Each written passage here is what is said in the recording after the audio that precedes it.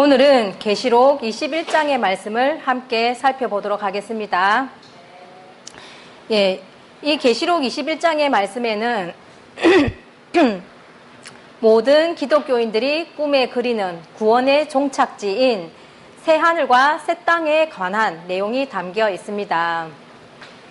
베드로후서 3장 10절 이하에도 보시면 이 땅이 뜨거운 불에 타지고 뜨거운 불에 녹아지고 풀어지려니와 우리는 의에 거하는 바 새 하늘과 새 땅을 바라보고 있도다 라는 말씀이 있습니다.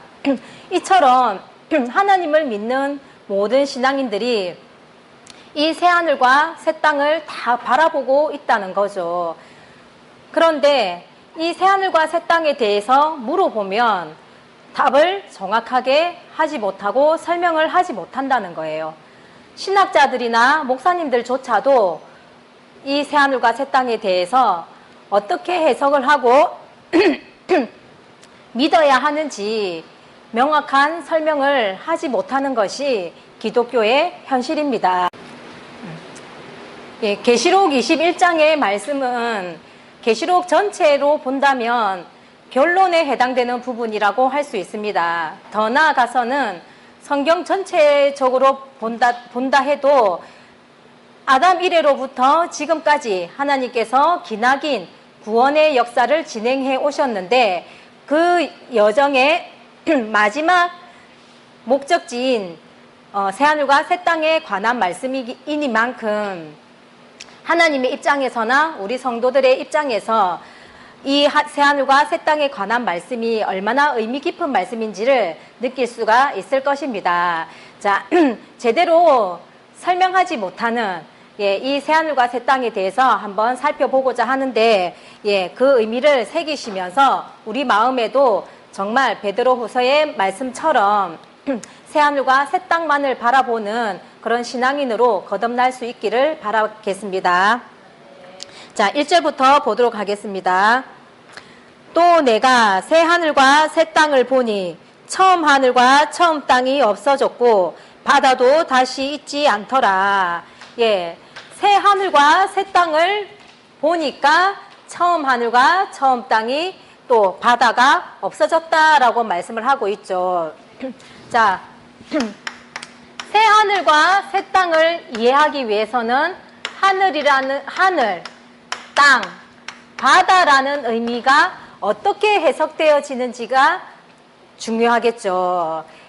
대부분의 사람들은 새하늘과 새 땅, 또 처음 하늘과 처음 땅이라는 것을 문자적인 의미로 해석을 하고, 그래서 하나님 종말이 되면은 이 지구는 불타 없어져 버리고 뭔가 또 다른 새하늘과 새 땅이 있을 것으로 그렇게 해석하는 사람들도 많이 있습니다.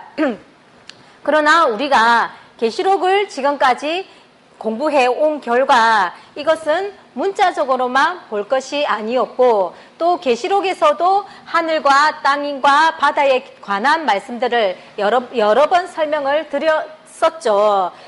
그러한 영적인 의미로 이제 해석을 해서 본다면은 쉽게 이해를 하실 수가 있을 것입니다. 만약에 이 바다가 없다면 어떻겠습니까? 바다가 있는 게 낫겠습니까? 없는 게 낫겠습니까? 그렇죠. 경치로 보나 또 생태계의 흐름으로 보나 이 바다가 무슨 잘못이 있어가지고 이 바다를 없애버리겠습니까? 그러니까 문자적으로만 본다고 해서는 그 의미를 정확하게 풀기는 어렵다라는 거죠. 자, 그렇다면 우리가 지금까지 영적인 의미로 봐왔던 것처럼 앞서 계시록에서 설명했던 것처럼 그 문맥 그 의미를 그대로 이어서 한번 보도록 하겠습니다. 자, 하늘과 땅과 바다라는 말은 우리가 계시록에서 재앙 3종 세트가 있었죠. 무엇이었습니까? 7 인의 재앙, 또 7 나팔의 재앙, 7 대접의 재앙이 나왔었죠. 자, 이 재앙들이 떨어질 때에 하늘에 떨어지고 땅에 떨어지고 바다에 떨어졌다 하는 내용이 기억이 나십니까? 예, 그렇게 이 재앙들이 하늘과 땅과 바다에 떨어졌다 했을 때에 하늘과 땅과 바다의 의미가 있었죠. 예, 자, 기억을 더듬어 봅시다. 하늘은 무슨 뜻이었습니까? 기억이 안 나십니까?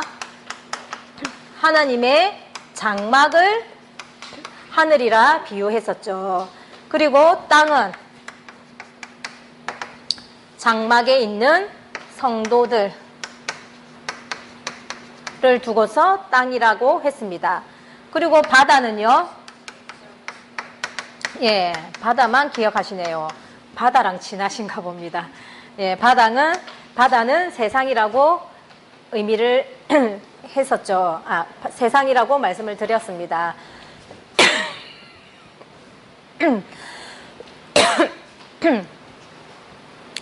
자, 그러면은 1절에서 새 하늘과 새 땅이라는 말이 있고 처음 하늘과 처음 땅이라는 말이 있죠. 그러면 이것을 서로 대비해서 보면 되겠죠. 자, 처음 하늘과 땅이 있고 처음 땅이 있고 그 다음에 새 하늘과 새 땅이 있다는 겁니다. 그러면 하늘과 땅이 하나님의 장막과 백성들이라고 한다면은 처음 하나님의 장막과 하나님의 백성들, 새 장막과 새 백성들 이렇게 볼 수가 있겠죠. 자, 이거를 정리해서 말씀을 드린다면은 사라지는 하나님의 장막과 백성들 이렇게 보시면 되겠죠. 그리고 새하늘과 새 땅이라고 한다면은 새롭게 출범하는 하나님의 장막과 백성들 이렇게 보시면 되는 거예요. 자, 사라진다고 하니까 이 땅에서 사라진다 이런 생각이 드시죠. 그러니까 사라진다라는 의미는 하나님께 범죄를 저지름으로 말미암아서 하나님을 떠나게 되고 버림받았다 이 말인 거예요. 그러니까 하나님께로 버림을 받은 하나님의 장막과 백성들이 되는 것이고, 그렇게 버림받은 하나님의 장막이 버림을 받자, 그렇게 하나님의 장막이 버림을 받게 되면은 구원 역사를 이어가야 할 존재가 필요하잖아요. 그래서 새롭게 하나님은 하나님의 장막을 출현을 시킨다라는 의미다라는 거예요. 이렇게 하나님께 버림받는 장막이 생겨나면은 또 새롭게 출현하는 장막이 생겨나는 이러한 과정으로 하나님의 역사가 반복으로 진행되어져 왔다는 거예요. 자, 하나님께서 아담을 세우셨죠. 근데 이 아담이 선악과를 따먹고 하나님을 떠나가 버리자 하나님은 노아를 택하여서 노아의 시대를 열어갔다는 겁니다. 그런데 이 노아도 또 포도주를 먹고 화채를 드러냄으로 해서 하나님께 죄를 범하자 이 노아의 시대가 끝이 나고 다시 아브라함의 시대를 열어가셨다라는 거죠. 이러한 흐름으로 시대 때마다 한쪽이 떠나가면은 하나님은 또 새로운 사람을 세우시고 또 죄짓고 떠나가면 또 새로운 사람을 통해서 구원 역사를 펼쳐가시고 하는 중에 그게 재림의 역사까지도 이어지더라는 거예요. 그래서 하나님은 재림의 역사에서 시작점에서 첫 장막을 세우셨다라는 거죠. 첫 장막에 7별과 7 금촛대 교회를 세웠는데 이들이 배도하고 하나님을 떠나가 버리게 되자 하나님은 두 증인을 통해서 두 촛대 교회를 새롭게 출현을 시켰다라는 겁니다. 그런데 이 두 증인조차도 또 어떻게 되었습니까? 죄짓고 하나님을 떠나버리게 되었죠. 그래서 하나님은 다시 새로운 하나님의 장막을 출현을 시키는데 그것이 뭐였냐 보니까 계시록 15장 5절의 증거 장막의 성전이었다라는 겁니다.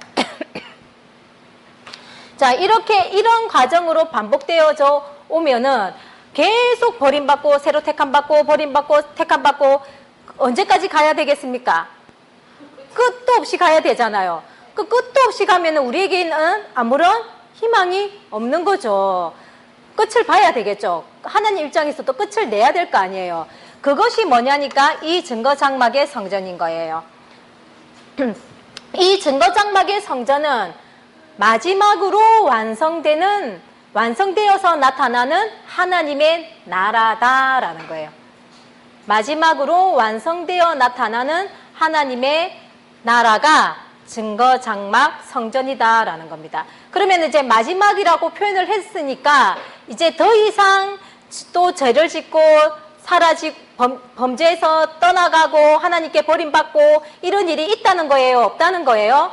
예, 없다라는 거예요. 그러니까 이 증거장막의 성전이 이제 마지막으로 출현되는 새하늘이 되는 것이고 여기에 있는 이 14만 4천이 뭐가 되는 것이겠습니까? 예, 새하늘과 새 땅이 되는 것이다 라는 겁니다. 자, 이 14만 4천은 둘째 사망의 해를 받지 않는다고 지난 시간에 말씀을 드렸죠. 예, 그러니까 둘째 사망의 해를 받지 않으니까 바로 이 새하늘과 새 땅으로 2월이 되는 거예요. 2월 아시죠? 예, 그대로 넘어가서 이 새하늘과 새 땅의 주인공이 되는 존재들인 거예요. 예. 그리고 이 14만 4천들은 1000년 후에 사단이 무저갱에서 풀려난다 그랬잖아요. 그래서 또 많은 사람들을 미혹할 때에 이들이 미혹당한다고 했습니까? 안 했습니까? 미혹 안 당한다 그랬죠. 미혹을 당하지 않고 오히려 하늘의 불로 이 사단을 무찌른다 그랬잖아요. 예. 그래서 이 사람들은 그렇게 사단을 1000년 후에 잠깐 놓이는 그 사단을 완전히 무찌르고 나서 이제 정말 살아있는 이 채로 새하늘과 새 땅의 주인공이 되어서 하나님의 축복을 받는 그 축복의 주인공이다라는 거예요. 14만 4천 괜찮죠? 예. 그리고 이 새하늘과 새 땅에는 무엇이 없다고 합니까? 예, 바다도 없다라고 하는 거예요. 처음 하늘과 처음 땅도 없고 바다도 없다라고 하는데 이 바다가 없다. 바다는 세상이라는 뜻이 담겨져 있었는데 여기에는 그러니까 사단의 시험거리로 넘어질 만한 사람들이 없다 이 말인 거예요. 다시 말하면은 하나님에 대한 믿음이 없는 사람들이 없다 이 말인 거죠. 그리고 사단의 시험거리로 인해서 넘어질 만한 그런 약자들이 없다라는 거예요. 이해가 되시겠죠? 예. 그런 세상이 되니까 좀 살기 좋은 세상이 되겠습니까? 예.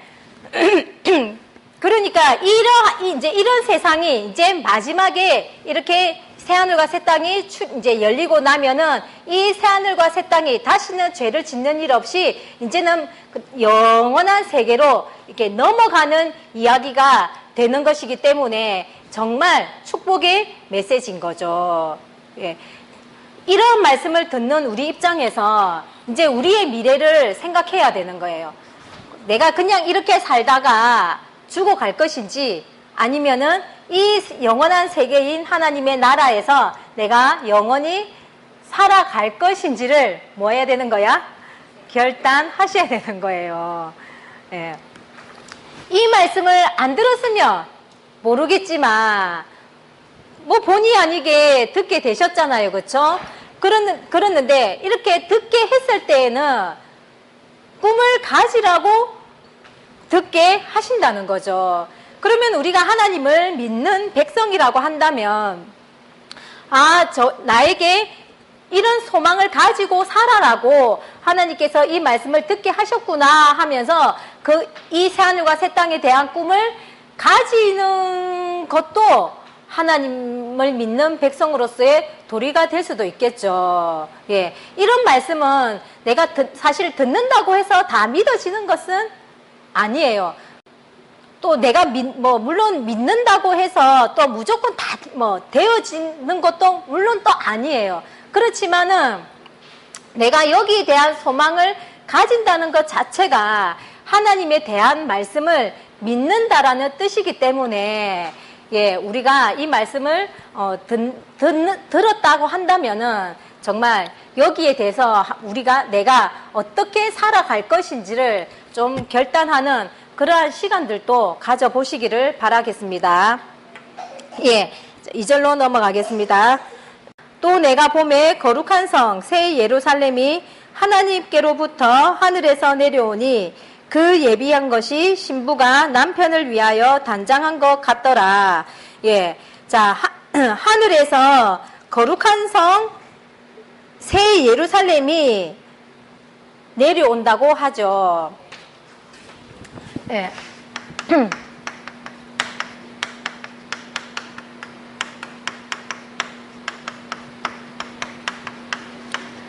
자, 거룩한 성 새 예루살렘이 하늘에서 하나님께로부터 내려온대요. 자, 그러면은 하늘에서 내려온다고 했으니까 어디로 내려오겠습니까? 그렇죠. 당연히 땅으로 내려온다는 뜻이겠죠. 자, 하늘의 거룩한 성이라고 한다면은 이제 천국 생각나시죠? 그죠? 그러면 천국이 어떻게 한다는 거예요? 땅으로 내려온다고 하고 있는데 나는 죽어서 천국을 갈 거 생각하면 되겠습니까? 안 되겠습니까? 안 되겠죠. 예. 그런데 우리가 여기서 거룩한 성 예루살렘이라고 하니까, 성이라고 하니까 또 이제 단방의 머릿속에서 뭐가 떠오릅니까? 건물이 떠오르죠. 근데 여기 보니까 뭐라고 합니까? 신부가 남편을 위하여 단장한 것 같더라. 이렇게 표현을 합니다. 그러니까 이것은 뭐가 아니고 건물이 아니고 사람이라는 거죠. 사람은 사람인데 어떤 사람? 신부라는 거예요. 신부가 남편을 위하여 단장한 것 같다라고 표현을 했기 때문에 어린 양의 신부들을 말하는 거예요. 자, 이 어린 양의 신부들이 이 땅으로 내려오는데, 그러면은 이 땅 어디로 내려오겠습니까? 어디로 내려오겠습니까? 1절, 2절 연결해서 봐야 되겠죠? 그렇죠. 새하늘과 새 땅으로 내려온다 이 말인 거겠죠. 그렇죠? 그러니까 이 땅에 새하늘과 새 땅이 한 팀이 되고 하늘의 거룩한 성 새 예루살렘이 한 팀이 되어서 어떻게 한다는 거예요?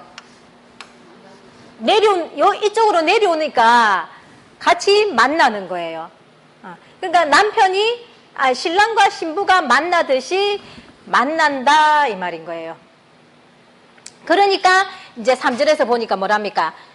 내가 들으니 보좌에서 큰 음성이 나서 가로되 보라 하나님의 장막이 사람들과 함께 있음에 이러는 거예요. 그러니까 하나님의 장막이 사람들과 함께 있다고 한 거 보니까 뭐 한 거예요? 만난 거예요.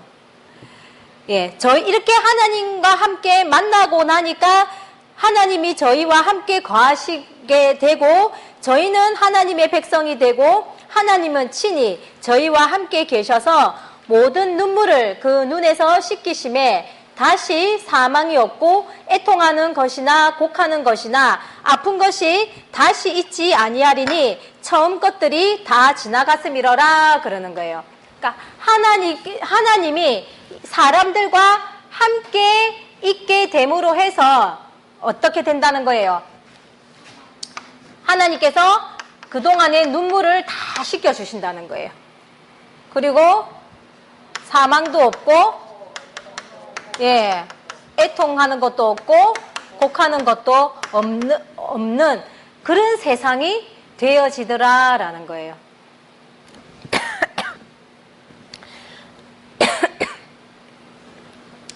자,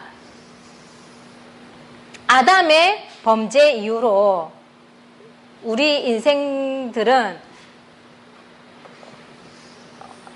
온갖 아픔과 슬픔과 고통 속에 살아왔죠. 또 죽음까지도 우리를 괴롭혔잖아요. 그죠? 예, 그런 죽음까지도 우리들을 괴롭혔던 이런 모든 것들이 뭐냐니까 1절의 표현으로는 처음 하늘과 처음 땅이다 라는 거예요. 처음 것들이 다 지나갔음이라 하는 처음 것들이다 라는 거예요. 그러니까 이런 것들이 다 어떻게 된다는 거예요? 예, 없어진다, 사라진다, 지나간다 라고 말씀을 해주시는 거예요. 근데 이러한 슬픔이라든지 고통이라든지 눈물은 우리 일상생활에서 일어나는 사건에 의한 슬픔이나 이런 것들이 아니라는 거예요. 영적인 것이고 신앙적인 것이다 라는 거죠. 우리 선지 사도들이 하나님의 진리의 말씀을 열심히 전했죠. 진리를 열심히 전했는데 이 진리를 잘 받아들이던가요? 듣지도 않고 이 진리를 따르지도 않았다는 거죠.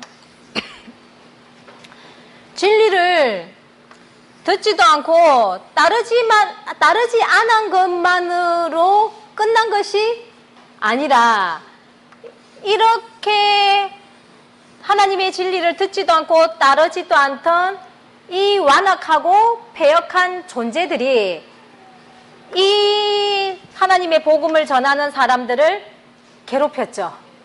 네. 이런 사람들에 의한 고통과 아픔과 눈물이었다라는 거예요. 그러니까 이제 이런 것들이 다 처음 것들이 다 지나갔다는 것은 이제 이런 사람들, 이런 존재들이 사라졌다, 없어졌다 이 말인 거예요. 그러니까 이제 이런 존재들이 없어졌으니까 이제 이 사람들에 의해서 당하던 고통, 아픔 이런 것들이 없어진다라는 뜻인 거죠. 이런 사람들이 없어지니까 이제 뭐만 남겠습니까? 진리가 통용되는 세상이 되어지더라는 거예요. 자, 이렇게 진리가 통용되는 세상이 되어지면은 세상에서도 불합리하게 고통받던 약자들이 있었잖아요. 그런 약자들에게 주어지던 그런 불합리한 고통도 없어지는 거예요. 진짜 살기 좋은 세상이 되겠죠. 대신에 이 약자들을 무조건 돌아봐주는 것은 아니에요. 하나님의 세상에서도 개인의 능력과 열심에 따라서 계급이라든지 빈부의 격차는 있어요. 단지 진리의 법칙이 적용되는 세상이기 때문에 지금처럼의 그런 불합리한 행포가 없다는 것 뿐인 거예요. 어쨌든 불합리한 행포만 없다고 해도 약자들은 살아가기 좋은 세상인 거죠. 그런 세상이 되어진다라고 하니 얼마나 좋겠습니까? 이 새하늘과 새 땅이. 그러니 진짜 새하늘과 새 땅이 좋겠다. 나도 거기서 살고 싶어. 이런 마음이 샘솟아나야 되겠죠. 자, 5절로 넘어갑니다. 보좌에 앉으시니가 가라사대 보라 내가 만물을 새롭게 하노라 하시고 또 가라사대 이 말은 신실하고 참되니 기록하라 하시고 또 내게 말씀하시되 이루었도다. 나는 알파와 오메가요 처음과 나중이라. 내가 생명수 샘물로 목마른 자에게 값없이 주리니. 보좌에 앉으시니가 하나님께서 말씀하시기를 보라 내가 만물을 새롭게 하였노라 하시는 거예요. 자, 만물을 그러니까 새하늘과 새 땅을 이루었으니까 만물이 새로워진 거죠. 이 만물이 새로워졌다라는 말과 또 같은 말이 계시록 11장 15절에 있었죠. 무슨 내용이었을까요? 계시록 11장 15절에 보면은 일곱째 나팔이 불려지면은 일어나는 핵심 사건이 뭐였습니까? 그렇죠. 세상 나라가 주와 그리스도의 나라가 된다. 이 말과 보라 만물을 새롭게 하노라 이 말씀과 같은 맥락인 거 아시겠죠? 예. 지금까지는 세상이 왕노릇한 세상이었다 이 말인 거예요. 세상이 왕노릇한다는 것은 사단이 그동안 왕노릇 해왔다 이 말인 거예요. 근데 주와 그리스도의 나라는 누가 왕노릇한다는 거예요? 예, 이 그리스도가 왕노릇하는 세상이 된다는 거죠. 그러니까 이제 누가 바뀌는 거예요? 왕이 바뀌는 거예요. 통치자가 바뀌어버리는 거예요. 통치자가 바뀌면, 왕이 바뀌면은 이제 통치 개념, 이념도 달라지는 거고, 통치 방식도 달라지는 거죠. 이제는 그리스도의 통치 방식으로 이제는 세상이 바뀌어지는 거예요. 자, 그러면은 세상이 이렇게 바뀌면, 만물이 새로워지면은요, 누가 유리할까요? 백성들요? 조금 구체적으로 표현하면요. 가진 자가 유리할까요? 없는 자가 유리할까요? 그렇게 생각이 들죠? 말씀드려 볼까요? 자, 가진 자들은 자기가 가지고 있는 것을 누리잖아요. 누리는데, 편법이나 불법으로 누리는 게 많죠. 그죠? 그러니까 이 가진 자들은 그 가진 것을 누리기 위해서 불법과 편법을 행하던 이런 것들을 못하게 되는 거예요. 그러면은 불리한 거죠. 그죠? 근데 없는 자들은 그냥 없는 게 아니에요. 자기의 게으른 생활 습관이라든지 이런 것 때문에도 없는 거거든요. 그러니까 없는 자들은 어떤 게으른 생활 습관이라든지 아니면은 없다고 술이나 게임에 중독되어지고 이런 것들 있죠. 이런 중독 같은 거, 이런 것들을 고쳐가야 되는 거예요. 고쳐가야 되니까 이 세상이 되면은 유리하겠어요? 분리까지는 모르겠지만 어쨌든 유리하지 않다는 거는 알 수 있겠죠. 노숙자들은 더 안 좋아요. 왜? 공짜로 밥 안 주거든요. 예. 그러니까 지금은 공짜로 밥 줍니까? 안 줍니까? 그죠? 그러니까 노숙자들은 더 불리한 거예요. 그러니까 하나님의 나라, 천국 이러면 사람들이 놀고 먹는 곳으로 생각을 하는데 이 천국은 일한 대로, 일한 만큼 먹는 곳이기 때문에 일 안 하면은 절대로 밥도 못 얻어먹는 거예요. 그러니까 노숙자 같은 사람들은 더 힘든 거예요. 그러니까 오죽하면은 성경에서도 게으른 자는 게으르고 일하기 싫은 자는 개미에게서 배워라까지 말씀을 하셨죠. 그러니까 일을 해야 되는 거예요. 예. 그러니까 가진 자는 가진 자대로, 없는 자는 없는 자대로 유리할 것이 없는 거예요. 자, 그러면 어떤 사람들이 좀 유리할까요? 유리한 사람들도 있긴 있을 거 아니에요, 그죠? 어떤 사람들이 유리할까요? 그리스도가 통치하는 세상, 진리를 따라서 좀 의롭게 살려고 하는 사람이 유리하겠죠. 안 그렇겠습니까? 예. 여기는 그러니까 불법과 편법을 행하던 사람들은 이제 불편한 거예요. 맞죠? 예. 그동안에는 진리 따라서 의롭게 살려고 하는 사람들은 오히려 세상에게 치이고 왕따 당하고 배신 당하고 그죠? 예. 그렇게 살았잖아요. 근데 이제 이런 사람들은 이 세상이 되면은 이제 완전히 날개를 다는 거예요.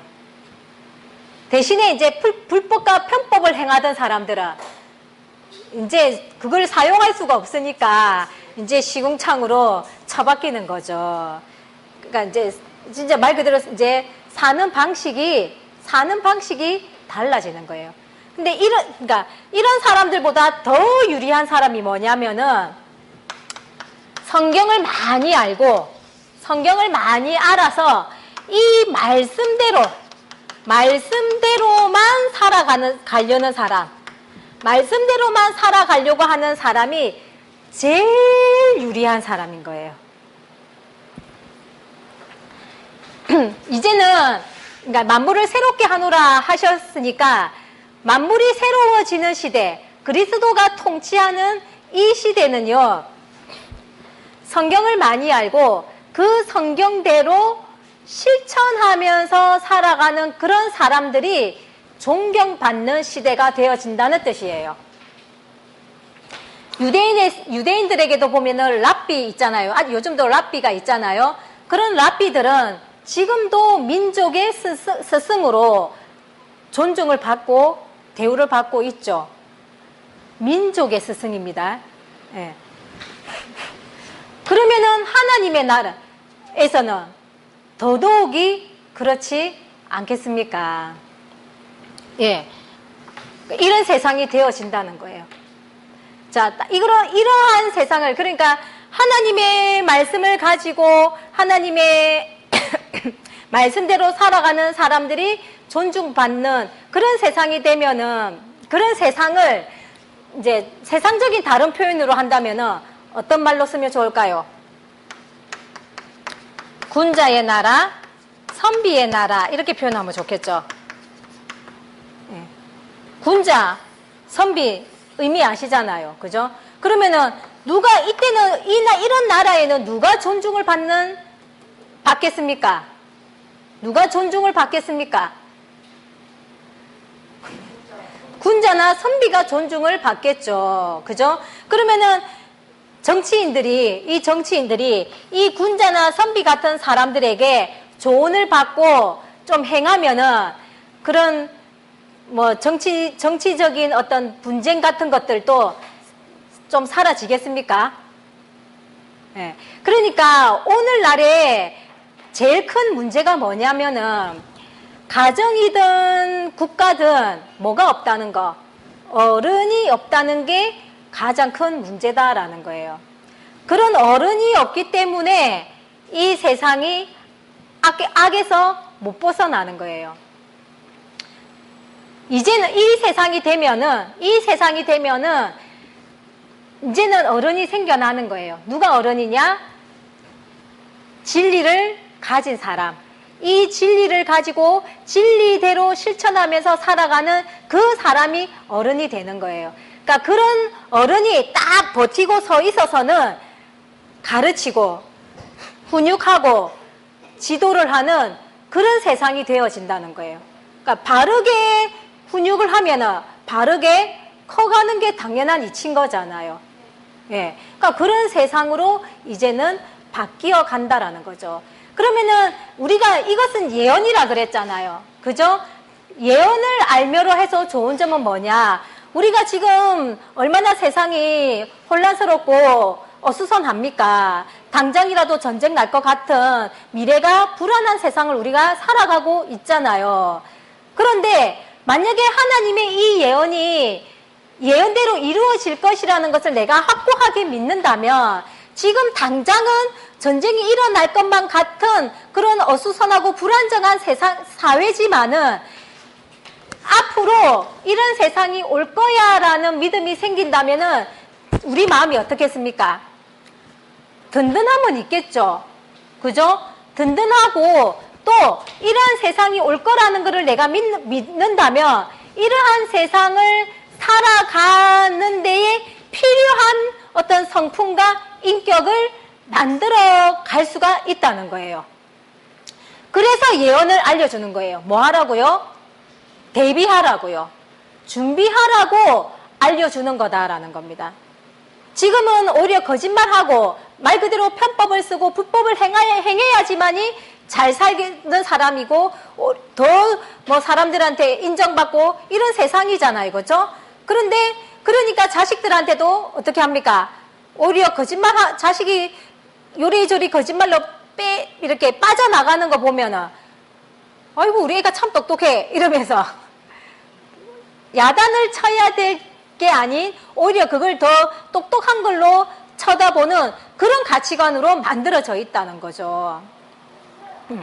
그러나 이제는 그런 시대는 끝날 것이다 이 말인 거예요. 그런 시대는 끝나고 말 그대로 진리의 법칙만이 적용되는 그런 세상이 올 거기 때문에 그런 세상에서 살아갈 수 있는 그런 인격, 성품을 준비해 가시라고 미리 이렇게 앞으로 다가올 세상에 대해서 가르치고 있는 것입니다.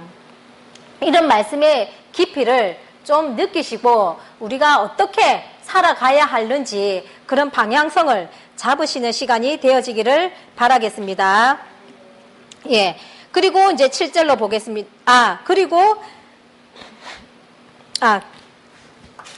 자, 이렇게 이제 하나님의 진리를 가지고 이제 가르치는 그런 이제 하나님의 진리가 적용되는 세상이 되어진다 그랬잖아요. 그러니까 이것을 이제 계시록 4장에 하늘 영계의 조직이 있었죠. 그죠? 예. 그러니까 하늘 영계의 이 조직이 아까 거룩한 성이 이 땅 새하늘과 새 땅에 내려와서 만난다 그랬잖아요. 그러니까 이게 뭐냐니까 계시록 4장의 영계의 조직이라고 보시면 되는 거예요. 그러니까 영계의 조직이 이 땅에 내려와서 통치한다고 생각을 하시면 된다라는 거죠. 이것이 뭐냐니까 아까 6절에서 보면 하나님께서 나는 알파와 오메가요 처음과 나중이라 이렇게 말씀하셨죠. 그러니까 하나님께서는 이 계시록 4장의 영계의 하늘이 이 땅에 내려와서 이 땅을 하나님이 친히 이 땅을 통치하는 그런 세상을 아담 때부터 만들려고 하셨다라는 거죠. 그러니까 아담 때부터 만들려고 하셨는데 실패하신 거예요. 그래서 그것을 다시 이루기 위한 세월이 6,000년을 오셨다라는 거죠. 그랬는데 드디어 6절에 보니까 내게 말씀하시되 이루었도다 이러는 거예요. 예. 그러니까 결국은 아담 때 실패를 했던 그것을 하나님께서는 결국은 이루시더라는 거죠. 예. 이것이 뭐냐? 처음과 끝이요 알파와 오메가다라는 거예요. 그러니까 처음에 아담을 통해서 이루려고 했던 그 모양을 지금 이루려고 하는 이 모양이더라 이 말인 거예요. 그 말이 알파와 오메가요 처음과 나중이다라는 뜻이 되어집니다. 자, 7절로 넘어가겠습니다. 이기는 자는 이것들을 유업으로 얻으리라. 나는 저의 하나님이 되고 그는 내 아들이 되리라. 예, 이기는 자는 이것들을 유업으로 얻으리라. 그러니까 뭐 해야 되는 겁니까? 하나님의 나라를 유업으로 받으려면 어떻게 해야 된다는 거예요? 예, 이겨야 된다는 거죠. 자, 계시록 2장과 3장에서도 뭐라고 했습니까? 이기는 자에게 생명나무 과실도 주고 감추인 만나도 주고 철장 권세도 주고 하나님의 보좌에 앉는 권세도 주고 이랬잖아요. 그러니까 그 말씀과 상통하는 말씀인 거죠. 그러니까 이겨야 받을 수 있다는 거예요. 그러니까 하나님께서는 이기는 자를 찾으시는 거예요.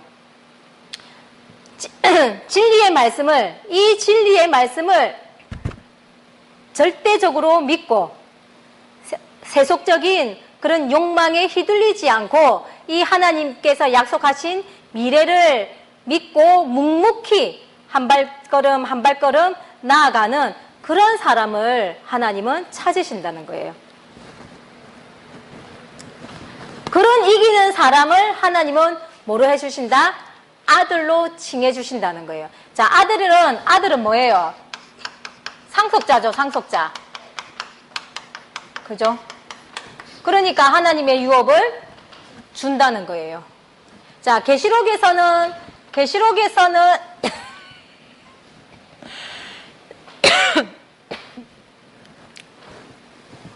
계시록에서 정해진 이긴 자는 누굽니까? 그렇죠. 계시록 12장의 남자아이가 하나님의 정해진 이긴 자다라는 겁니다.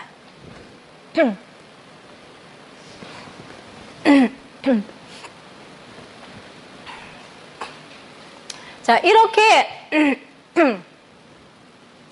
예, 이렇게 하나님의 축복을 받는 사람들이 있는 반면에 이런 하나님의 세계에 들어오지 못하는 사람도 있다는 거예요. 자, 8절에 봅시다.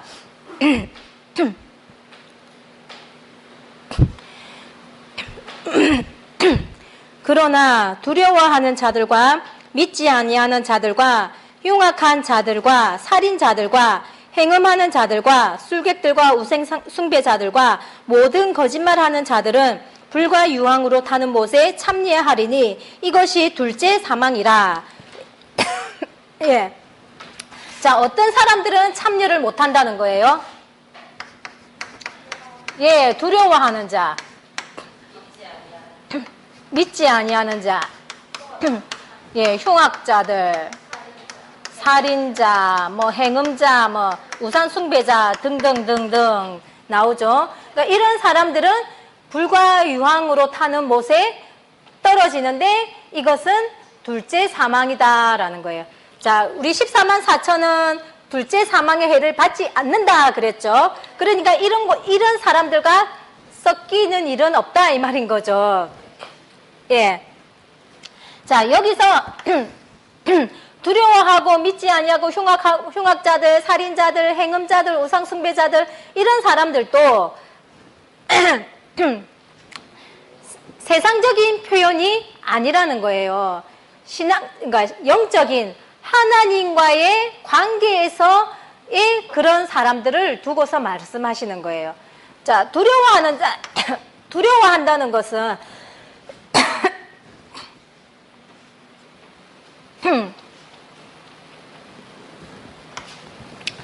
그냥 뭐 세상에서 어떤 일상생활에서 뭐 어떤 벌어진 사건에 두려워한다는 뜻이 아니라 하나님의 말씀을 접하고 믿고 전하는 것을 두려워한다 이 말인 거예요. 자, 오늘날 우리 신앙인들 한번 봐보세요. 새로운 말씀을 듣기를 즐거워합니까? 두려워합니까? 두려워하죠. 그런 뜻인 거예요. 자, 물론 워낙 이단이 많으니까, 거짓된 가르침이 많으니까 두려워할 수는 있죠. 그러나 말세가 되면 거짓 선지자들이 많이 나온다고 했기 때문에 그 또한 뭐 해야 되는 거예요? 감수해야 되는 거예요. 그걸 감수하고 이 진리를 찾기 위한 노력을 해야 되는데 그거를 두려워해가지고는 이 새로운 말씀을 듣기를 두려워하니까 어떻게 했습니까? 이 재림의 역사를 하지 못하게 되는 처지가 되어진다는 거예요. 그러니까 이 말씀 듣기를 그러니까 말씀 듣는 것을 두려워하면은 안 되는 거예요. 그러니까 말씀 듣는 게 뭐 그냥 일신상의 어떤 그런 문제가 아니라 내가 재림의 역사를 맞이하냐 못 맞이하냐, 말 그대로 구원의 종착지인 이 새하늘과 새 땅을 가느냐 못 가느냐의 차원으로까지 우리가 깊이 있게 생각을 해 본다면은 새로운 말씀을 접하는 것을 마냥 두려워할 일은 아닌데 워낙 두려워하도록 만들어놨죠. 또 오늘날 교회들이. 예.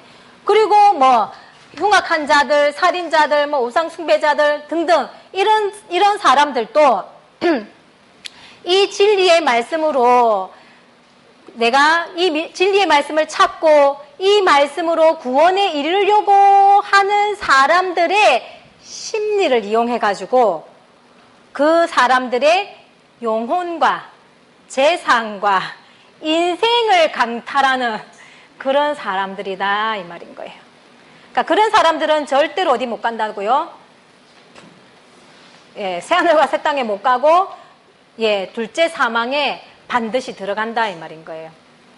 세상에서도 돈이나 물질 때문에 뭐 부모를 죽이기도 하고 이런 일들이 벌어지잖아요, 그죠? 그러면 어쨌든 세상에도 그런 일이 벌어지면은 뭐 칼 안 든 강도네, 사기꾼이네, 뭐 이러면서 욕을 하잖아요. 그러듯이 이 종교 세계 안에도 마찬가지다라는 거예요. 종교 세계 안에서도 이 사람들의 영혼을 가지고 강도짓을 하고 사기꾼 짓거리를 하는 그런 일들이 너무너무 많이 있다는 겁니다. 그러니까 이런 사람들은 절대로 사함도 못 받는다는 사실을 우리가 명심하셔야 되는 거예요. 예. 자, 이런 사람들은 절대로 못 간다는 것 다시 한번 더 잘 살펴보시고, 행여나 우리 속에 이런 모습이 조금이라도 들어가면 어떻게 되겠습니까? 예, 우리도 예, 희망이 없는 겁니다. 예. 자, 9절로 넘어가겠습니다.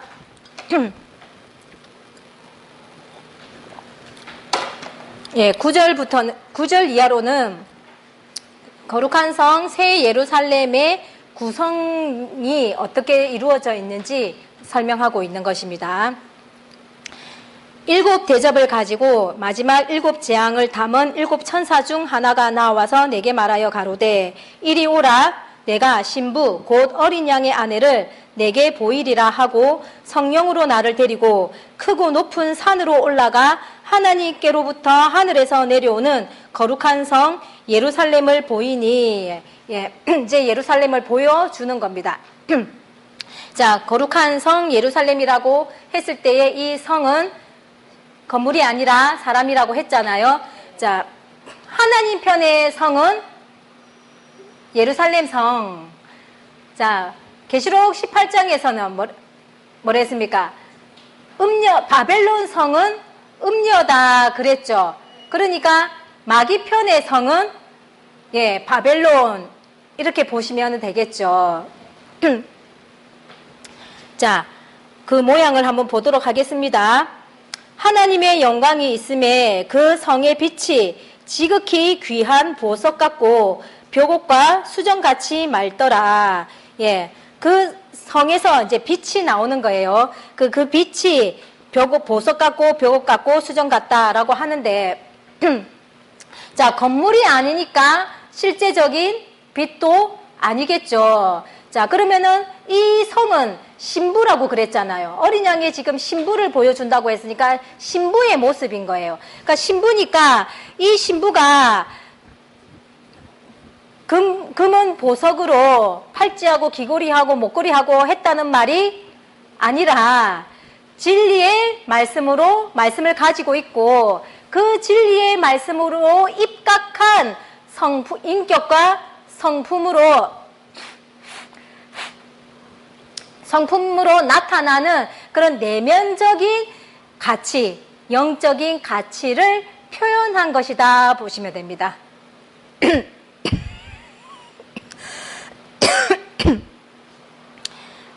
그리고 12절에 보시면은 크고 높은 성곽이 있고 12문이 있는데 문에 12 천사가 있고 그 문들 위에 이름을 썼으니 이스라엘 12지파의 이름들이라. 동편의 세 문, 북편의 세 문, 남편의 세 문, 서편의 세 문이니 그 성의 성곽은 12 기초석이 있고 그 위에 어린 양의 12사도들의 12 이름이 있더라. 예. 자, 이 성에는 문이 몇 개가 있다는 거예요? 예, 12개의 문이 있다죠.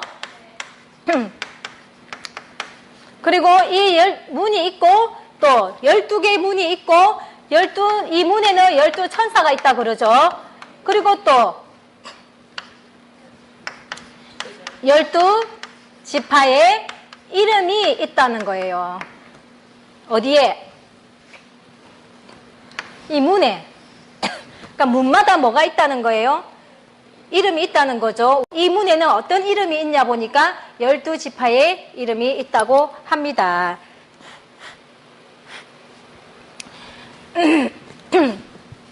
자, 그러면은 이 성에 들어가기 위해서는 어떻게 들어가야 됩니까? 문으로 들어가야 될 거 아닙니까? 그죠? 문으로 들어가야 되는데 이 문으로 들어간다는 말은 뭔 말입니까? 지난 시간에 계시록 20장 4절 할 때 12보좌에 앉아서 12보좌에 앉은 자들이 심판하는 권세를 가지고 있다 그랬잖아요. 예. 그 말이랑 연결시켜서 보시면 되는 거예요. 그러니까 이 거룩한 성에 들어갈 때는 반드시 한 문을 통해서 가야 되는데 그 12지파 중에 한 문을 통해서 들어갈 수가 있다 이 말인 거죠. 예. 그러는데 여기서 12지파의 이름이 있다고 하는데 자, 이 12지파의 이름이 구약에 원래 나오는 이름이었잖아요. 그죠? 구약의 12아들의 이름인데 이 구약에 나오는 12아들의 이름의 이름일까요? 아니면은 계시록 7장에 나오는 12지파의 이름들이 이름일까요? 느낌이 이걸 것 같죠? 여기서 보면은 살펴보면요. 그러니까 구약의 12아들의 이름 명단을 보고 계시록 7장의 명단을 보면은요. 안 똑같아요. 한 개가 달라요. 뭐냐니까 여기에 있던 단 지파가 있었거든요. 예, 이 단 지파가 빠지고 여기 7장에 가보시면은 므낫세 지파로 이름이 바뀌어져 있어요. 그러니까 이 빠진 단을 빼버리고 므낫세를 집어넣은 거예요. 이해되시겠죠? 예. 그러니까 이제 므낫세를 집어넣었다는 것은 이제 다시 새롭게 완성을 시켰다 이 말인 거예요. 그러니까 예루살렘의 성의 12개의 문이 이 문에 기록되어져 있는 12지파의 이름은 계시록 7장에 있는 새롭게 완성되어진 이 이름이 기록되어져 있다는 거예요. 그러니까 이 말은 이제 다시는 배도하고 배신하는 그런 일이 없을 것이다 이 말인 거예요. 그런 의미를 이제 담고 있는 거예요.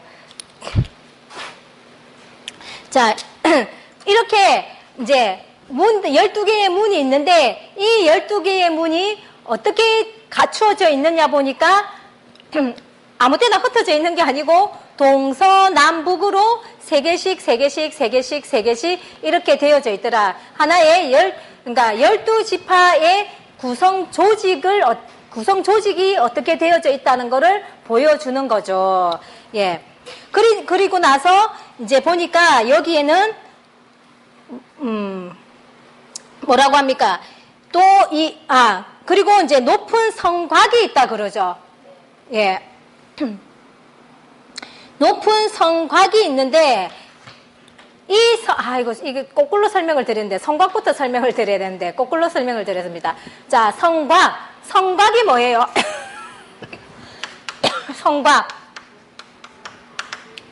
성곽이 뭡니까?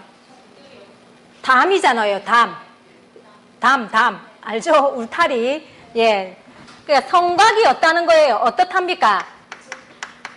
높다 이 말인 거죠. 그러니까 울타리가 쳐졌다 이 말인 거죠. 그죠? 그럼 이게 뭔 말입니까? 울타리가 쳐졌다는 건 적도 있다는 말이고, 그러니까 이 성 말고 바깥에 외부 세계도 있다는 말도 되는 거죠. 그죠? 예. 자, 그러면은 성곽이 높다고 하는데, 자, 우리도 도둑이 없으면은 대문 안 만들잖아요. 그래서 제주도는 옛날에는 대문이 없었잖아요. 그렇죠? 그러니까 부잣집일수록 어때요? 담이 높잖아요. 왜? 가져갈 게 많으니까 도둑 쳐들어오지 말라고. 자, 그러면은 하나님의 성도 이렇게 담이 높대요. 갖고 갈 게 많아서 그럴까요? 온갖 보석으로 꾸며져 있으니까. 자, 그러면은 또, 예, 자, 이거는 건물이 아니라 사람이라 그랬잖아요. 자, 그러면은 이 높다는 의미가 뭐냐?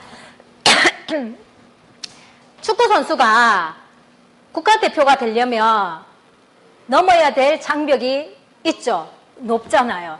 그죠? 뭐 의사든 변호사든 판검사든 그런 사람이 되려고 해도 장벽이 높죠. 예.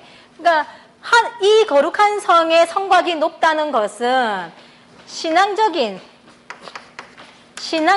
장벽이 높다 이 말인 거예요.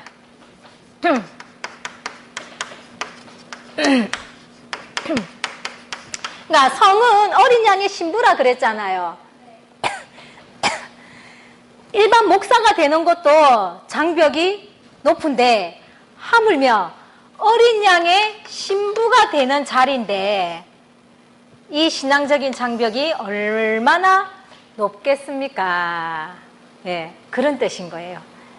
그러니까 내가 어린 양의 신부가 되고 싶다 하는 마음이 생기면은 커트라인부터 일단 높이 잡아 놓으셔야 되는 거예요.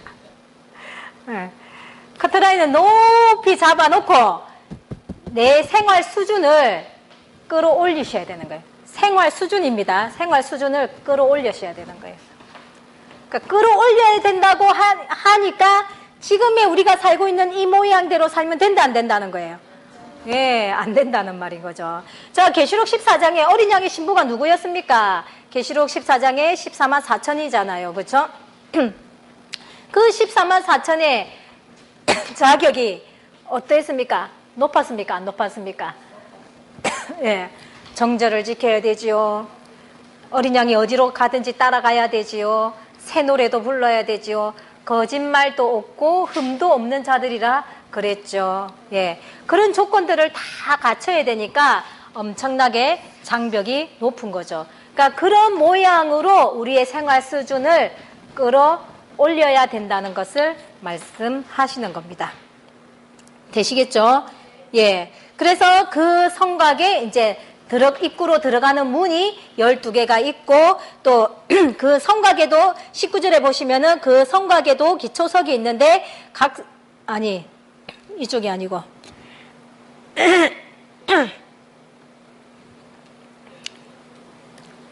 14절에 성곽에 12기초석이 있는데 거기에는 어린 양의 12사도들의 12이름이 있다 그랬죠. 예. 그러니까 12지파의 이름이 있고 또 무엇도 있다는 거예요? 예, 12사도들의 이름이 있더라는 거예요. 그러니까 12사도의 이름과 12지파의 이름은 뗄래야 뗄 수 없는 관계예요. 12사도는 누구였습니까? 어떤 사람들이냐니까 지난 시간의 걸로 생각해서 12지파의 두령들인 거예요. 12지파의 두령이 누구예요?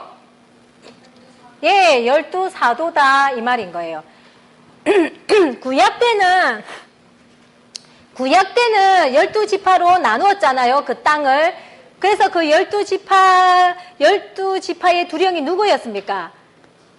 그 실제적인 12아들이었잖아요. 자기 이름을 그 땅의 이름으로 해서 그대로 했잖아요. 그랬는데 이제 여기 거룩한 성 새 예루살렘에는 이 12지파의 두령이 누구냐니까 12사도고 이 12사도의 추인을 받아야지만이 내가 거룩한 성의 일원이 되는 것으로 거룩한 성이 일원이 된다고 그 계시록 20장 4절에서 말씀을 하고 있었죠. 연결이 되십니까? 예. 그러니까 그렇게 이루어지도록 이렇게 이제 짜놓으신 거예요. 그러면 우리는 반드시 12문 중에 한 문으로 들어가야 되는 거죠. 그래서 12지파장 중에 한 명하고 뭐 해야 된다 했습니까? 면담해야 된다 그랬죠. 예. 자, 예, 그렇게 이제 연결시켜서 보시면 됩니다.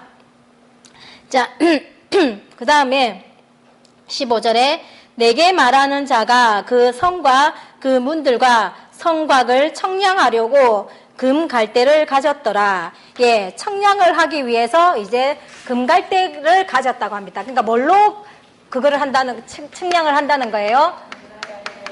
예, 금갈대로 측량을 한다 그러죠. 금갈대 아니면은 생각나는 거 없습니까? 있습니까? 뭐 있습니까? 예, 계시록 11장에서 갈대 지팡이가 생각나죠.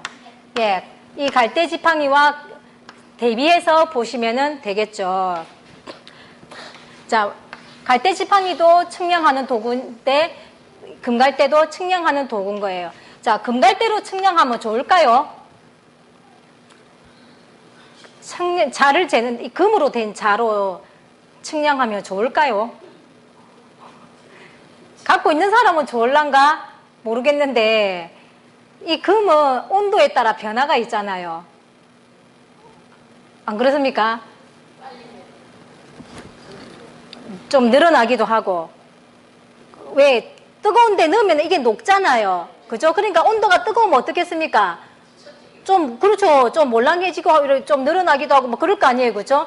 그러면은 이 건물을 측량하는데 이게 되겠습니까? 안 되겠습니까? 예, 안 되잖아요. 그러니까, 좋은 건 아니죠. 그렇게 보면은. 그러니까 그런 뜻이 아니겠죠. 예. 자, 금이라는 것이 뭐였냐? 자, 계시록 3장에서도 너희가 헐벗고 굶주린 것을 안다. 그러니까 불로 연단한 금을 사서 부요하게 만들어라 했던 그런 말씀이 있었죠. 자, 금은 변하지 않는 게 특징이잖아요. 진리는 뭡니까? 진리가 변하면 진리입니까? 아니잖아요. 그죠? 그래서 변하지 않는 이 진리를 변하지 않는 금으로 비유를 한 거예요.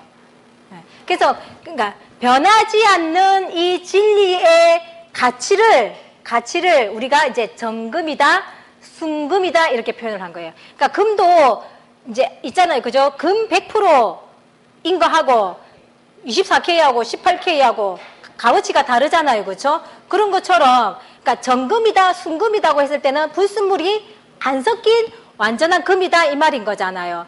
그러니까 이 진리는 이 진리에는 불순물이 섞이면 된다는 거예요, 안 된다는 거예요. 예, 그런 진리의 가치, 완전 변하지 않는 그런 진리의 가치를 이제 정금, 순금 이런 걸로 이제 비유를 하신 거예요. 그러면은 진리로 뭐를 한다는 거예요? 진리의 말씀으로 측량을 한다 이 말인 거죠. 예, 그러니까 이 하나님의 진리에 변하지 않는 진리의 말씀으로 심령의 성전을 건축한다 이 말인 거예요. 그러니까 이 심령의 성전이 건축됨으로 해서 우리 육체의 성전도 영원할 수 있는 것이거든요. 그러니까 말씀에 그러니까 어떤 부분도 썩는 부분이 생기면 안 되는 거예요.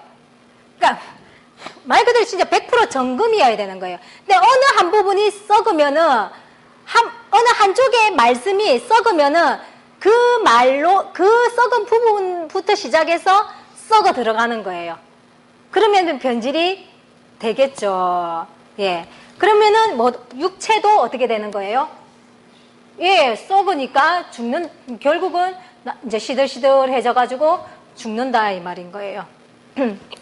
그래서 정금으로 표현하신 그런 어떤 말씀의 의미를 우리가 생각을 해야 되겠죠. 그러니까 이런 말씀으로 하나님의 심령의 성전을 건축해 놓으면은 우리 육체까지도 영원한 몸으로 가는 것이니까 이 말씀의 가치가 어떠한지를 우리가 느끼셔야 된다는 거죠. 안 느껴지면은 이 말씀에 따라서 내가 지어지려고 안 하겠죠. 예. 과연 우리가 정말 이 육체가 죽고 사는 것이 우리가 항상 생각하는 먹는 것에 있는지, 운동하는 것에 있는지, 아니면 정말 이 진리의 가치로, 진리에 있는 것인지, 이런 것들을 삶 속에서 정말 느껴가시기를 좀 간절히 바라겠습니다.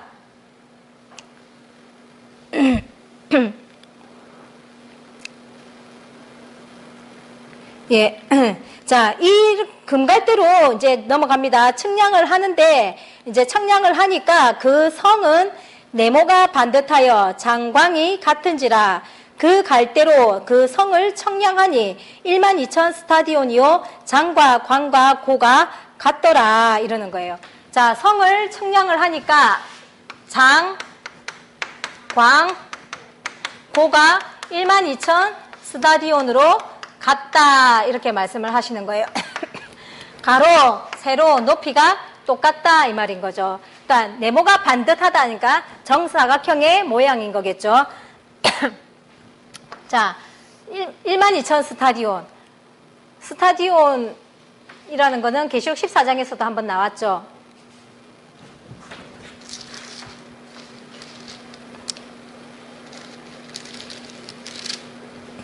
네, 1,600 스타디온에 퍼졌더라 하면서 나왔었죠. 자, 이것을 문자적으로 보면은 이게 2,000m가 넘는 2,000km가 넘는 수치래요. 그럼 2,000km라고 하면은요, 저 우주 밖으로 나간대요. 그러면은 건물을 지을 수 있습니까? 지을 수 없는 그런 거죠. 그러니까 이거는 건물이 아니라 뭐라고요? 어린 양의 신부. 예. 그러면은 12,000 스타디온이다 이러면은 연결되는 게 뭐가 있습니까? 예? 뭐라고요? 그렇죠. 예. 자, 계시록 14장에 시온산에 144,000이 있었잖아요. 그죠? 이 144,000이 계시록 7장에서는 뭐라 했습니까? 12지파에 12,000씩 해서 144,000이었죠. 그죠? 그 한 지파당 얼마요? 예, 12,000씩. 그러니까 장광고가 같더라니까. 12,000, 12,000, 12,000, 12,000, 12,000, 12,000, 12,000 모으면 몇 개야? 144,000인 거예요. 예. 그러니까 이 144,000의 구성이 이렇게 되어져 12,000씩 되어져 있다. 이것을 의미하는 거예요. 근데 이제 여기서 이제 높이도 같다 이랬죠. 그죠? 높이도 같다 이렇게 했는데 이 말은 아까 하늘에 거룩한 성 새 예루살렘이 있었죠. 이 땅에 144,000 있잖아요. 어떻게 일치한다 이 말인 거예요. 하늘의 모양과 이 땅의 모양이 일치한다라는 의미가 되는 것입니다. 그러니까 이 땅에 우리가 14장에서 이 땅에 144,000이 있다는 것은 결국은 하늘에 144,000의 순교자의 영혼들이 있다는 것이고 또 하늘에 12문이 있고 12문이 있기 때문에 이 땅에 12사도가 필요했다고 말씀을 드렸죠. 예, 그렇게 하늘과 땅을 모양을 똑같이 이루어 가는 것을 보여주시고 계시는 거예요. 자, 그리고 그 밑에 보시면은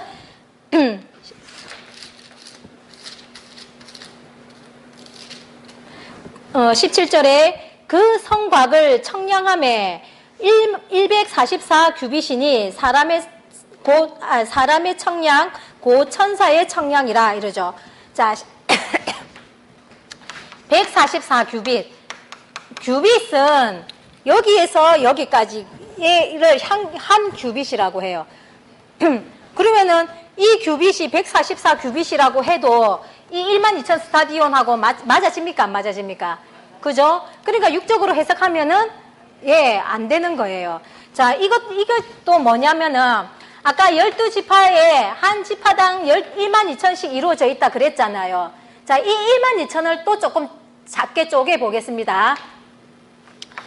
1,000명씩 나눠 볼게요. 12,000을 1,000명씩 나눠 보면은 몇 개가 나옵니까? 그렇죠. 12개죠. 그러니까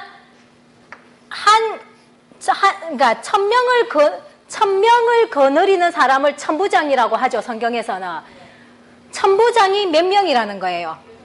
그렇죠. 12명이라는 거죠. 오케이? 됐죠? 그러면은 한 지파에 천부장이 몇 명이 있다는 거예요? 12명이 있는 거죠. 그러면 지파가 몇 개예요?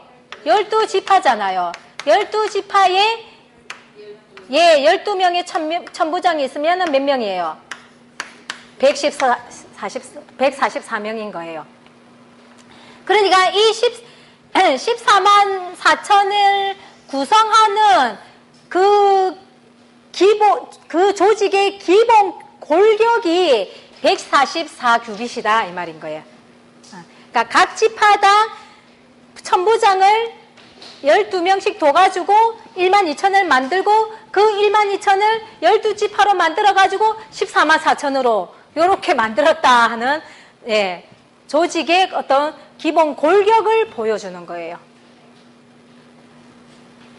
그리고 성경에서도 보면은 천부장도 있고 100부장도 있고 50부장도 있고 10부장도 있었죠. 그죠? 그러니까 여기에서는 이런 것들이 나와 있지는 않지만 성경 전체적인 흐름을 본다면은 이러한 것들도 이 거룩한 성에 있겠네 하고 유추해 볼 수가 있는 거겠죠.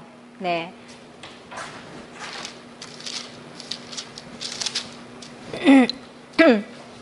그리고 18절에는요. 그 성곽은 벽옥으로 쌓였고 그 성은 정금인데 맑은 유리 같더라. 그 성의 성곽의 기초석은 각색 보석으로 꾸몄는데 첫 번째 기초석은 벽옥이요 하면서 12개의 보석의 이름들이 나와 있습니다. 20절까지. 그리고 그 12문은 12진주니 문마다 한 진주요 성의 길은 맑은 유리 같은 정금이더라 이러고 있습니다. 자, 12개의 보석으로 기초석이 이루어져 있다고 하지요. 자, 이 12기초석도 보면은 또 어디에 나와 있냐니까 출애굽기 28장에 보시면은 저기 대제사장들이 입을 옷에 예, 규례가 이제 출애굽기 28장에 나와 있어요.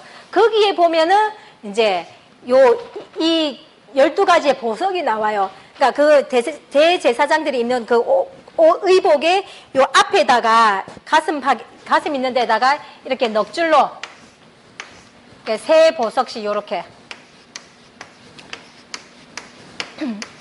예, 요렇게 해가지고 여기 딱 붙이는 거예요. 붙이고 뭐 또 이제 어깨 같은 경우에는 여기 견대 이래가지고 12지파에 6명 이름, 여기에 6명 이름 이렇게 하고 이제 그런 모양이 나와 있어요. 그러니까 이제 결국은 이제 그 모세 때 나와 있는 그 제사장들의 의복에도 그러니까 12개의 지파 아들 이름이 있었으니까 이 모양들이 다 결국은 거룩한 성에 거룩한 성에 있는 그 모양들을 상징하고 있는 것들인 거예요. 그러니 구약의 모든 율법들은 장래에 있을 예표라고 그랬던 거죠. 예, 별게 다 있죠. 예, 진짜 없는 게 없는 것 같습니다. 그러니까 성경을 어떻게 안 믿을 수가 있겠습니까? 하늘에 12개의 지파로 대가 있는지 없는지 알아야지 제사장 의복에도 그런 것을 상징하는 문양을 그려 넣을 거 아니에요. 그죠? 근데 그걸 모르는데 어떻게 그 아구를 맞춰서 그 문양을 그려 넣겠습니까? 그러니까 그거는 하나님이 하지 않으면은 할 수 없다는 게 이렇게 명명백백히 드러나는데 안 믿고 그러죠. 속상하게. 예. 그리고 이제 이 성의 길은 어떻다는 거예요? 맑은 유리 같은 정금이더라 이러는 거예요. 그러니까 이제 어떤 목사님들은 천국 가면요 보석이 길바닥도 그 보석으로 돼가 있어요. 그러니까 여러분들 너무 보석 탐내지 마세요 이러면서 이렇게 하시는 분들도 있죠. 보석이 그렇게 보석이 치이면은 그 보석입니까? 돌멩이죠. 그죠? 예. 보석이 가치 있는 이유가 뭡니까? 귀하기 때문에 가치가 있는 건데 그런 식으로 이야기하면 안 되는 거죠. 보석도 하나님의 말씀을 상징하는 거잖아요. 그죠? 금 아까 말씀이라 했잖아요. 그러니까 금이 보석에 속하는 거니까 하나님의 말씀으로 상징하는 거라면은 우리가 보석을 얼마나 귀하게 생각합니까? 그죠? 예. 그러니까 보석이 귀합니까? 하나님의 말씀이 귀합니까? 지금은 보석이 귀하죠. 예. 그런 우리들에게 네가 보석을 귀하게 여기는 만큼 하나님의 말씀을 보석처럼 귀하게 여겨라는 뜻으로 우리들에게 주시는 말씀인데 엉뚱하게 해석하고 보석을 돌멩이처럼 여기면은 아니 되겠죠. 그리고 언젠가 때가 되면은 이 보석이 귀한 것처럼 하나님의 말씀의 가치가 발휘될 때가 올 것이라는 것을 알려주는 말씀인 거예요. 그런 의미들이 우리들 마음속에 콕콕 박히셔야 되는데 아직도 이게 보석이 더 좋으니 어찌하면 좋겠습니까? 예, 그러니까 이 길이 보석으로 정금으로 되어져 있다는 것은 이 거룩한 성에 있는 성의 일원들, 24만 4천들, 이 백성들은 다 하나님의 말씀의 법도를 따라서 그 가르침대로 살아간다는 것을 보여주는 말씀인 거예요. 그러니까 하나님의 말씀의 가르침대로 살아가지 않을 백성들은 여기에 들어와도 못 살고 튕겨 나가게 되는 겁니다. 예. 그리고 이제 22절에 보시니까 성 안에 성전을 내가 보지 못하였으니 이는 주 하나님 곧 전능하신 이와 및 어린 양이 그 성전이심이라. 예. 성전, 하나님과 예수님이 성전인데 뭐 또 다른 성전이 필요합니까? 필요 없죠. 예, 예수님을 영접하는 것이 안식일의 주인으로 오신 예수님을 영접한 것이 안식일을 지키는 것인 것처럼 예, 성전의 본체이신 이 하나님과 예수님이 계시니 또 다른 성전이 필요 없는 거죠. 그리고 23절에 그 성은 해나 달의 비침이 쓸데없으니 이는 하나님의 영광이 비치고 어린 양이 그 등이 되심이라. 예, 이 해나 달의 비침이 쓸데없다는 것도 문자적으로 보시면은 안 되겠죠. 하나님의 쓸데없는 이유는 하나님의 영광이 비치고 어린 양이 등이 되기 때문에 해나 달의 비침이 필요가 없다 이 말인 거죠. 그러니까 이 말이 뭐겠습니까? 하나님과 예수님의 그 가르침으로 우리가 받아들이고 그 가르침을 따라 살고 그 가르침을 또 가르치고 하면 되는 거잖아요. 그러니까 하나님과 예수님이 가르쳐 주시는 그 말씀 이외에 다른 목자들이 전해주는 말씀이 잡동사니 같은 그런 말들이 필요하다 안 필요하다? 예, 필요 없다 이 말인 거죠. 그리고 만국이 그 빛 가운데로 다니고 땅의 왕들이 자기 영광을 가지고 그리로 들어오리라. 예, 계시록 18장까지는 만국이 바벨론의 음행의 진노의 포도주로 미혹이 되었고 무너졌다 그랬잖아요. 근데 여기에서는 만국이 그 빛 가운데로 다니고 또 왕들이 자기 영광을 가지고 그리로 들어온다는 거예요. 자, 빛도 무엇입니까? 말씀이죠. 그러니까 빛 가운데로 다닌다.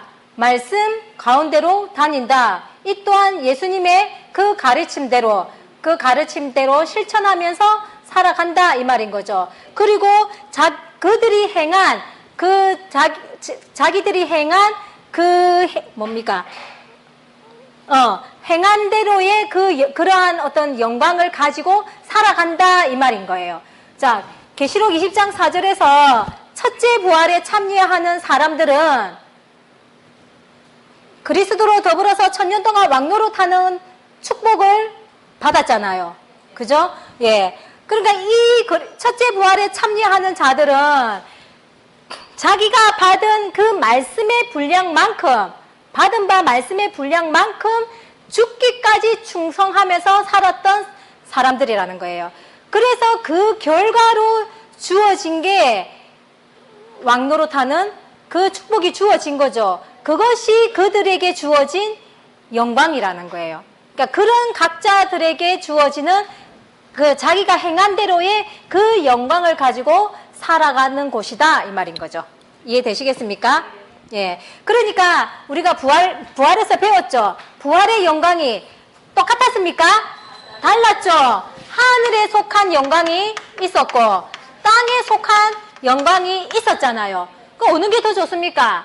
당연히 하늘에 속한 영광이 더 좋죠. 근데 하늘에 속한 영광 중에서도 해의 영광 다르고 달의 영광 다르고 별의 영광이 다른데 별과 별들의 영광이 다 다르다 이렇게 표현을 했다는 거죠.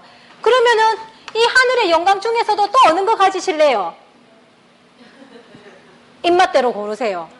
자, 땅의 영광도 보니까 사람의 형체가 있고 짐승의 형체가 있고 새들의 형체가 있고 물고기들의 형체가 있다는 거예요. 하늘의 영광은 14만 4천, 땅의 영광은 흰물이 어는가 하실래요? 땅에 있는 것 중에서 어느 게 제일 좋을까? 이거 고민하고 있으세요? 예. 이렇게 세밀하게 하나님께서 우리들에게 줄 영광을 기록을 해놓고 계시는데 우리는 그냥 죽으면은 다 같이 막 부활해가지고 다 같은 계급으로 막 똑같이 뭐 평등하게 이렇게 살아갈 것처럼 착각하고 잘못 알고 살아가고 있는데 그거 다 싹 다 뜯어 고치셔야 되는 거예요. 이런 진리로. 예. 자, 그리고 25절에 성문들을 낮에 도무지 닫지 아니하리니 거기는 밤이 없음이라. 예. 밤이 없음이라. 육적인 밤이 아니겠죠? 예. 자, 밤이 없음이라. 뭡니까?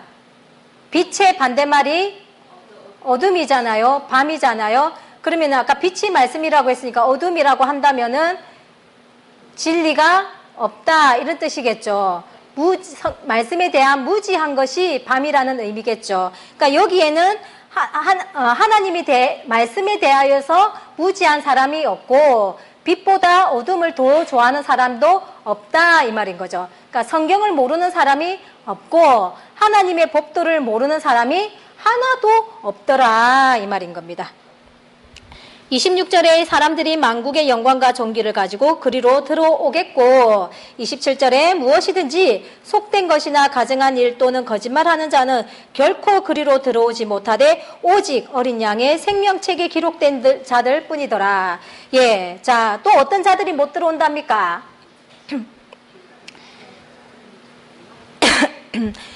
아까 21장 8절에 불못에 들어가는 존재들이 있었죠. 이 사람들과 같이 연결해서 봐야 되겠죠. 18절에 18절에 이 사람들이나 27절에 이 사람들은 결코 거룩한 성에 들어올 수 없다는 것을 눈여겨보시고 이러한 모습과는 절대로 거리를 두고 이러한 모습은 점도 흠도 내 속에 남겨놓지 않고 깨끗이 씻어서 이 거룩한 성의 일원이 되도록 해야 되겠죠. 예. 이렇게 21장의 새하늘과 새 땅의 모양을 저희들에게 보여주고 계십니다. 자, 어떻게 살아가야 되겠는지 방향이 잡히십니까? 예. 자, 이것도 하나님의 말씀이고 어쨌든 1장부터 진행되어져 온 이 사건이 지금 21장까지 이제 이렇게 하나님께서 말씀을 풀어서 보여주고 계시고 이제는 이러한 시간들이 다가오고 있습니다. 믿어야 이기는 자가 되겠죠. 예, 이 약속의 말씀을 믿으시고 이 말씀을 위해서 내 속에 있는 악의 세력과 또 외부에 있는 악의 세력들과 싸워서 이겨서 정말 이 거룩한 성에 참여하는 축복된 자들이 되어지기를 예수님의 이름으로 축원드립니다.